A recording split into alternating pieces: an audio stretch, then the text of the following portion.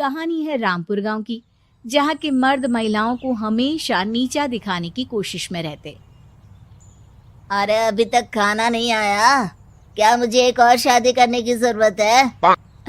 नहीं जी नहीं, ऐसा मत करना, वरना मैं कहाँ जाऊंगी। खाना लेकर मैं अभी आई जी। गांव की पंचायत में भी फैसले हमेशा औरतों के खिलाफ ही रहते। मैं जो फैसला सुनाता हूँ वो भगवान की आज्ञा होती है। इस लड़के ने अपने मन से शादी करके अच्छा नहीं किया। लड़के को घर भेज दो और इसकी शादी इसकी जाति की किसी लड़के से करवा दो, लेकिन ये लड़की, इसे तो गांव के बाहर निकाल दो। नहीं नहीं जमींदार साहब, ये क्या बोल रहे हैं? ऐसा नहीं हो सकता। मेरी बेटी मासूम है, इसे अच्छे बुरे की समझ नहीं है। अरे कहाँ जाएगी ये बेचारी? कहाँ जाएगी? इतनी चिंता है तो पूरे परिवार का गांव निकाला कर देते हैं। बेचारे पूरे बसे बसाए परिवार को गांव छोड़ना पड़ता है। चाहे जो हो, अगर बेटियों को कंट्रोल नहीं कर सकते तो गांव में रहने का कोई मतलब नहीं है। यहाँ औरतों को दब कर रहना होगा। कोई भी अपने हिसाब से कुछ नहीं कर सकता, सब ईश्वर की मर्जी से ही होगा। तभी गांव का एक आदमी दौड़ा दौड़ा आता है। सरपंच साहब, जमींदार साहब, वो कालिया है ना, उसकी बेटी पढ़ने के लिए शहर जा रही है। अच्छा, ये कब हो गया? और कालिया की हिम्मत कैसे हो गई ऐसा करने की? लेकर आओ उसे और उसकी बेटी को। बस फिर क्या था, हाजिर हो जाते हैं कालिया और उसकी बेटी सरपंच के सामने। और कालिया, ये क्या सुनने में आ रहा है? बेटी को इंजीनियर बना रहा है तू? और ये बता, गांव में तो स्कूल नहीं है, फिर कहां से इतनी क्लास पास कर गई तेरी बेटी?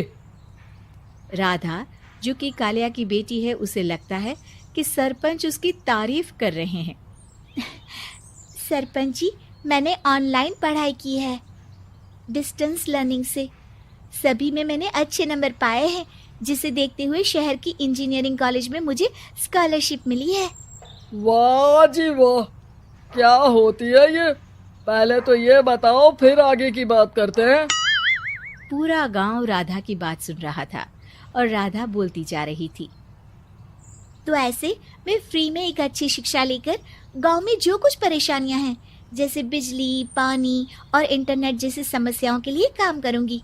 मैं गांव को शहर से जोड़ने के लिए पुल का निर्माण करवाने का प्रस्ताव रखूंगी। मुझे पूरी उम्मीद है कि जल्द ही हमारा गांव भी तरक्की की राह पर चल पड़ेगा। राधा की बात सुनकर सारे गांव वाले ताली बजाने लगते हैं। सरपंच को समझ नहीं आता कि वो क्या करे। चुप रह नादान लड़की, गांव के खिलाफ जाने के लिए तुझे गांव से बेदखल कर दिया जाएगा, वो भी पूरे परिवार के साथ। और हाँ, अगर ठीक से गांव में रहना चाहती है तो ये पढ़ाई लिखाई छोड़ दे। हम तेरे लिए गांव का कोई होनहार लड़का देखेंगे। तभी गांव का एक आदमी बोल पड़ता है। अरे नहीं नहीं सरपंच जी, राधा बिटिया जो बता रही है, अगर वैसा हो जाए तो हम लोगों को पैसा कमाने के लिए बाहर नहीं जाना पड़ेगा।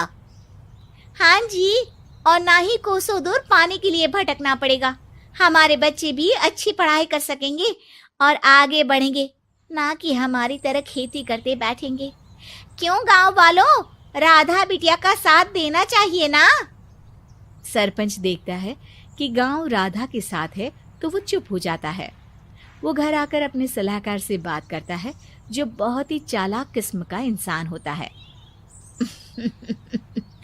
अरे सरपंच साहब, आपको बहुत ही होशियारी से काम लेना पड़ेगा।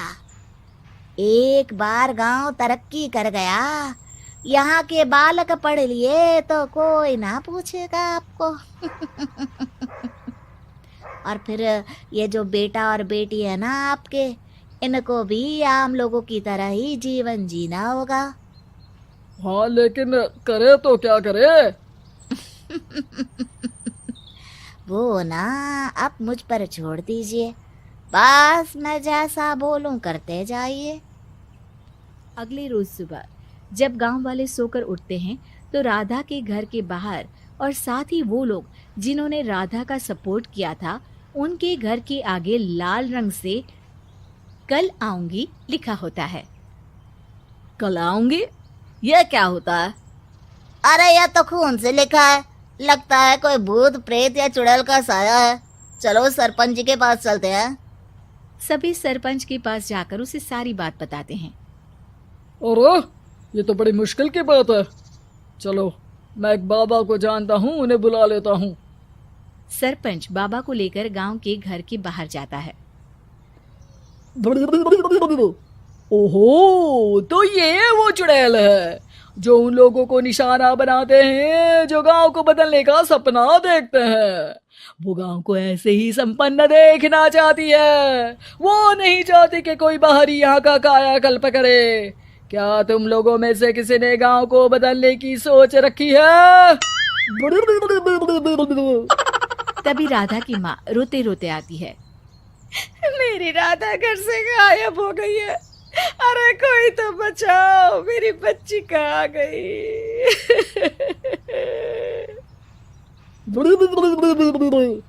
ले गई वो चुड़ैल, तेरी बच्ची को ले गई। अब वो उसे श्रापित करके छोड़ेगी, उस पर चुड़ैल का साया हो जाएगा। तभी बुरी सी हालत में राधा भी वहां आ जाती है। उसके बाल चुड़ैल की तरह फैले होते हैं और कपड़ों में खून लगा होता है। सभी राधा को देखकर डर जाते हैं। माँ, पता नहीं मुझे कौन उठा कर ले गया था। अरे दूर दूर हो जा चुड़ैल, अब हम लोग इस गांव में नहीं रुकेंगे। अरे कैसे बातें कर रहे हैं आप? कल तो आप मेरे भरोसे गांव का हुलिया बदलने, अपने बच्चों को पढ़ाने और तरक्की उन्नति की बात कर रहे थे, तो आज क्या हो गया आपको? ये फिर तुम लोगों को बहकाएगी। ये चुड़ैल गांव में आ चुकी है, ऐसे ही ये तुम्हारे घर के बच्चों को भी ले जाएगी। गांव वाले राधा को गांव से बाहर निकाल देते हैं। उसके माँ बाप रोते रहते हैं, लेकिन गांव वाले नहीं मानते। मैं भी अपनी बहन के साथ गांव के बाहर रहूंगा, लेकिन वो पढ़ाई नहीं छोड़ेगी। वहीं सरपंच के घर पर सलाहकार कहता है।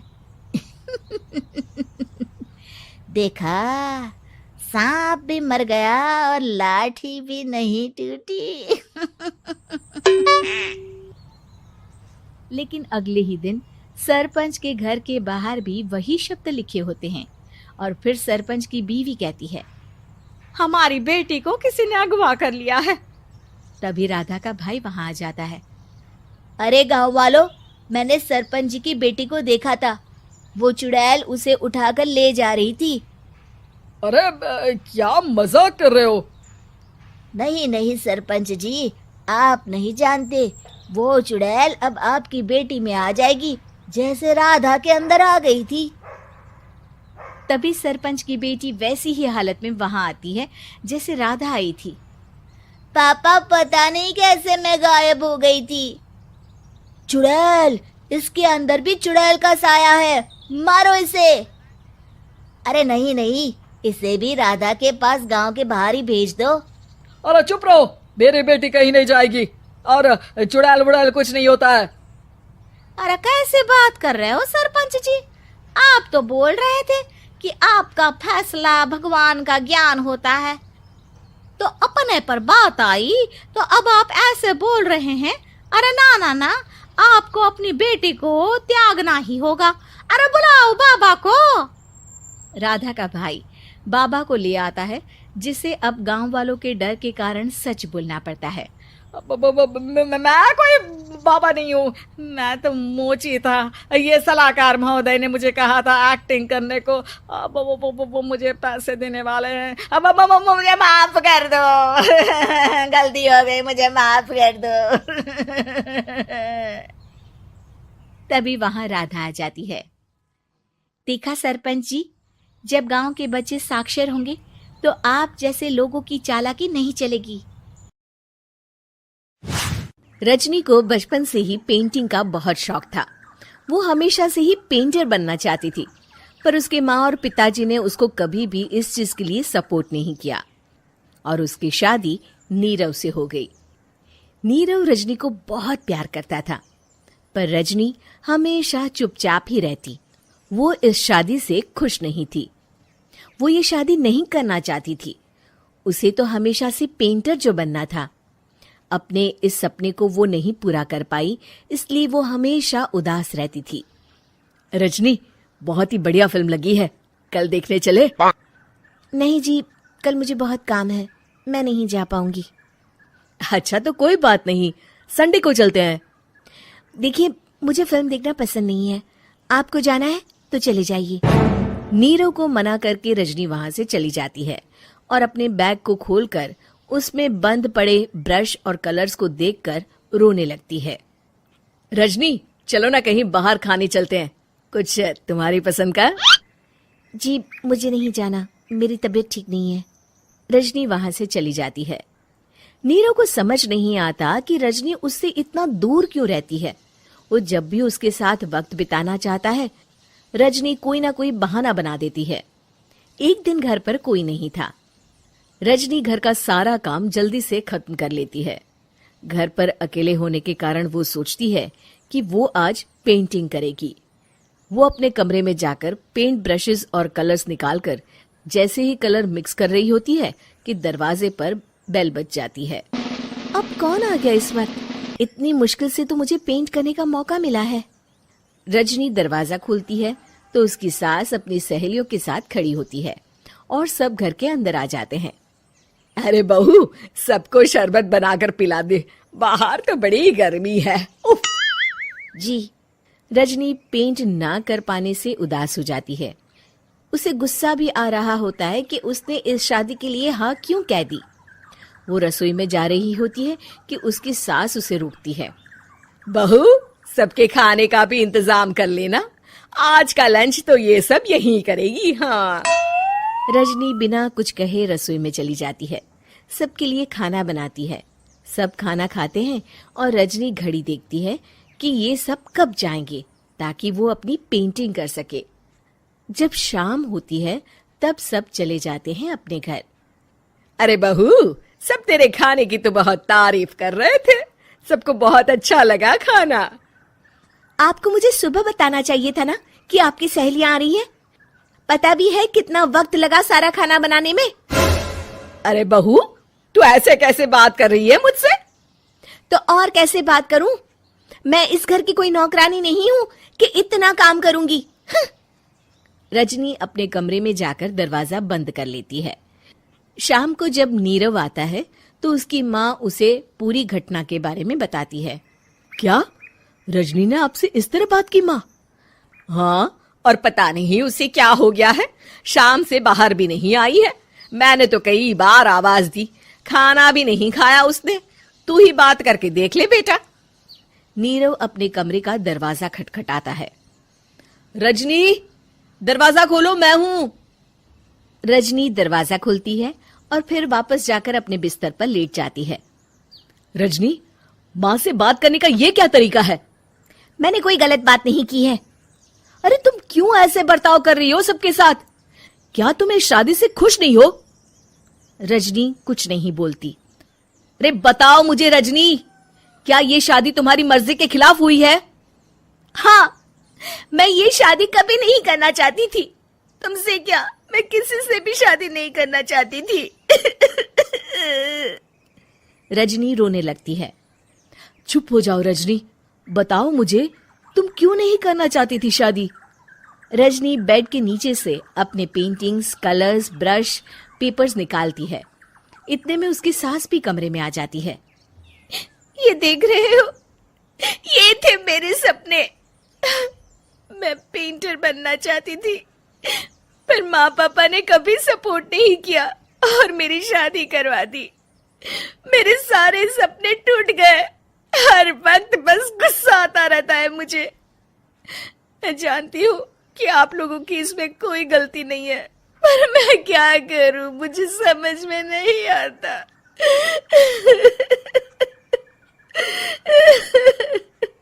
रजनी फूट फूट कर रोने लगती है। मुझे माफ कर दीजिए, आप दोनों के साथ मैं बहुत बुरा बर्ताव कर रही हूँ। अरे रजनी बेटा, चुप हो जाओ तुम। नीरव पानी लेकर आता है। ये लो पानी पियो और शांत हो जाओ। रजनी पानी पीती है और उसकी सास पेंटिंग्स देख रही होती है। अरे नीरव, हमें तो पता ही नहीं था कि हमारी बहू कलाकार है। अरे कितनी अच्छी पेंटिंग्स बनाई है, देखो तो। ये वाली तो मैं अपने कमरे में ले जाऊंगी। आपको ये पेंटिंग्स अच्छी लगी? अच्छी नहीं, बहुत अच्छी लगी। और तुमने हमें बताया क्यों नहीं? तुम जब चाहे पेंटिंग कर सकती हो रजनी। हम तुम्हारे सपनों को पूरा करने में तुम्हारा पूरा साथ देंगे। हाँ बेटा, हम कला की कद्र करते हैं। हम कलाकार तो नहीं, पर मुझे गर्व है कि मेरी बहू एक कलाकार है। रजनी, नीरव और सास तीनों हंस पड़ते हैं।